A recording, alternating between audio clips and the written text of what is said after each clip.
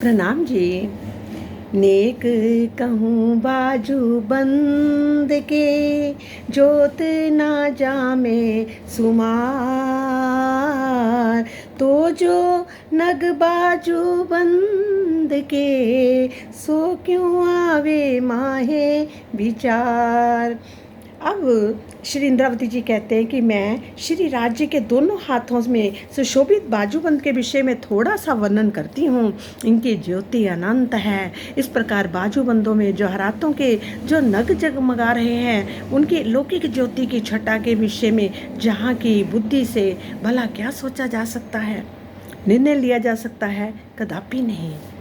दोनों बाजूबंदों में नगों से जड़ी हुई 10-10 रंग की पटलियां हैं। इनके अनेक प्रकार की चित्रकारी है। इनमें बनी हुई बेलों और बूटियों की सुंदरता एक दूसरे से अधिक अच्छी प्यारी लगती है। बाजूबंदों में फुंदन लटक रहे हैं। इनमें लगे हुए छब्बों की अपार झलझलाहट हो रही है। एक एक बाजूबंद में 4-4 छब्बे लटक रहे हैं और एक एक छब्बे में अनेक प्रकार के रंग के नग जड़े हुए हैं। बाजूबंदों के फुंदनों में सोने के तारों में अनेक रंग के नग जड़े हुए हैं, जिनकी शोभा का मैं कितना वर्णन करूं। इंद्रावती जी कहते हैं, प्रत्येक रंग से अनेकों किरणें निकलती हैं और प्रत्येक किरण से अनेकों प्रकार की प्रकाश की तरंगें निकलती हैं। बाहें हलते फुंदन लटके, हिंचे फुंदन ज्योत प्रकाश। बाहें हलते ऐसा देखिए, मानो हिंचत नूरे आकाश। जब श्री राज्य की बाहें हिलती हैं तो बाजूबंदों में लटकने वाले फुंदन झूला झूलने की तरह शोभा देते हैं। इन फुंदनों से नूरमय ज्योति का प्रकाश छिटक रहा है। बाहों के हिल जाने पर ऐसा दिखाई देता है जैसे आकाश में नूर का ही झूला झूल रहा हो। पहुंची में 7 पटलियां आई हैं। इन पटलियों में 7 प्रकार के नगों की शोभा आई है। ये 7 नग इस प्रकार के हैं कि इनका रंग आकाश में चढ़ता हुआ प्रतीत होता है। पहुंची में 7 प्रकार की पटलियां हैं और इनमें अलग अलग रंग के नग आए हैं। इस प्रकार पटली में एक ही रंग के नग जड़े हुए हैं। नग जड़ित जे पहुंचियाँ काले, श्वेत, नीले, पीले, जामू, आसमानी और लाल रंग में शोभायमान है। हाय हाय, ये कितने आश्चर्य की बात है कि पहुंची की अद्वितीय सुंदरता का वर्णन करते हुए ये स्थिति ये है कि ये तन अभी भी शुद्ध होश में खड़ा है। इंद्रावती जी कहते हैं, यदि पटली में एक नग को भी अच्छी तरह से देख लिया जाए तो शरीर के रोम रोम में बिरह के भाले चुभने लगते हैं। जब तक मात्र बाहरी दृष्टि से ही देखते रहेंगे तब तक हमारी रहनी नहीं बदल सकेती। जब आत्मा किसी नग की शोभा को देख लेती है तो देखो, राजन स्वामी जी ने कितना अच्छा वर्णन किया है। तो उसका कुछ रस जीव को भी प्राप्त होता है। चितवनी टूटने के पश्चात जीव उस शोभा को देखने के लिए व्याकुल रहने लगता है। उसकी विरह अवस्था बहुत गहन हो जाती है। उसे ऐसा आभास होता है जैसे विरह की पीड़ा शरीर के रोम रोम में भालों के चुभने के समान कष्ट दे रहा है। बाहरी दृष्टि से देखने का तात्पर्य ये है, केवल पढ़कर क्रियाकलाप स्थिर नहीं होते। आत्मिक दृष्टि खुलती नहीं तब तक उसे चितवनी की संज्ञा नहीं दी जा सकती। जुगल स्वरूप के भावों में डूब जाना भावलीनता है। इसे चितवनी कदापि नहीं कहा जा सकता। चितवनी का आशय होता है आत्म दृष्टि से देखना। भावलीनता का तात्पर्य है अंतःस्करण के द्वारा चिंतन, मनन, विवेचन और अहमपना करना। हे सुंदर साथ जी, एक बात देखो कि राजन स्वामी ने जे उनके अपने अनुभव हैं, कितने सुंदर उनके अपने अनुभव हैं।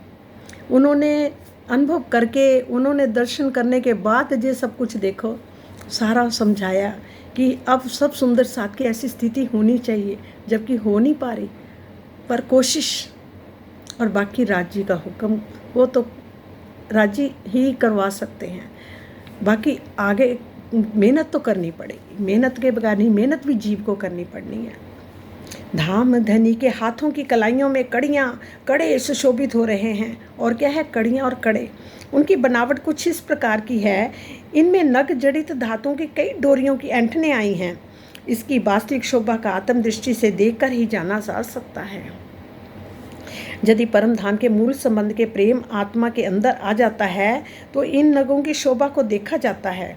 कहते कब? जब प्रेम आत्मा के अंदर आ जाता है। और अन्यथा श्री राज्य के हाथों में सुशोभित होने वाले आभूषणों के विषय में उस दिल के द्वारा कितना विचार किया जा सकता है। इस चौपाई में ये बात विशेष रूप से स्पष्ट की गई है कि परम धाम या जुगल स्वरूप के साक्षात्कार के लिए प्रीतम का प्रेम होना अनिवार्य है। दिल के द्वारा होने वाले मात्र बौद्धिक विवेचना या चिंतन मनन से आत्मा को ध्यात्म से स्तर तक नहीं ले जाया जा सकता। सुंदर साथ जी धामधनी के दोनों हाथों की 10 उंगलियों में अलग अलग जवाहरातों की 10 प्रकार की मुद्रिकाएं हैं। दोनों अंगूठों में 2 अंगूठियां हैं तथा 8 उंगलियों में मुद्रिकाएं हैं। जो मतलब कि उन्होंने बाकी उंगलियों में पहनी है तो उसको मुद्रिकाएं बोलते हैं, जो अंगूठों में पहनी अंगूठियां बोलते हैं। मुद्रिकाएं सामान्यतः उंगलियों में पहनी जाती है, मतलब मुद्रिकाएं कहाँ पहनी जाती? उंगलियों में पहनी जाती है। और आकार प्रकार की दृष्टि से अंगूठियों से कुछ हल्की होती है, वो कुछ अंगूठियों से हल्की होती है। आकृति में समानता के कारण इस चौपाई के दूसरे चरण में अंगूठियों को भी गणना मुद्रिकाओं में की गई है। जैसे लिखा ना, 2 अंगूठों अंगूठियाँ और मुंदरी 8 अंगूरी, मानिक मोती नीलम 5 पन्ना पुखराज ले सुनिया और हीरे की अंगूठियाँ स्वर्ण धातु से सुशोभित हो रही हैं। आप सुंदर साथ जी इन 10 उंगलियों में मुद्रिकाएं शोभायमान हैं। पतली पतली उंगलियों में नक्शे नूर जगमगा रहे हैं। हाय प्रीतम, अब बिल्कुल देखने को मन कर रहा है साक्षात। हाथों की पहुंची हथेलियां तथा उसकी अति सुंदर उज्जवल रेखाओं में प्रेम का पूर्ण रस भरा हुआ दृष्टिगोचर आ रहा है। जब पढ़ने में सुनने में इतना आनंद आ रहा है तो देखने में क्या हालत होगी। ये तो जिन परमहंसों ने देखा वही जानते हैं इसका सुख।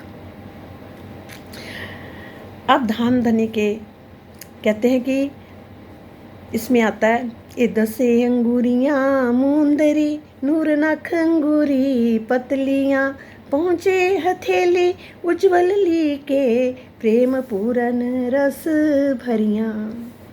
हे आनंद के सागर है, हे हमारे प्राणनाथ जी, हमारे प्रीतम, अब हमारे सिर पर भी अपना हाथ रख दो ताकि ये पर्दा, शरीर रूपी पर्दा हट जाए और साक्षात आपके दर्शन हो। सब सुंदर साथ कीजिए, विनती है, क्योंकि कोशिश इस माया के संसार में रहकर बहुत मुश्किल है और गृहस्थी में तो खासकर और भी मुश्किल। ये ज़्यादातर तो जिन्होंने घर छोड़े हैं वही परमहंस कहलाए गए हैं।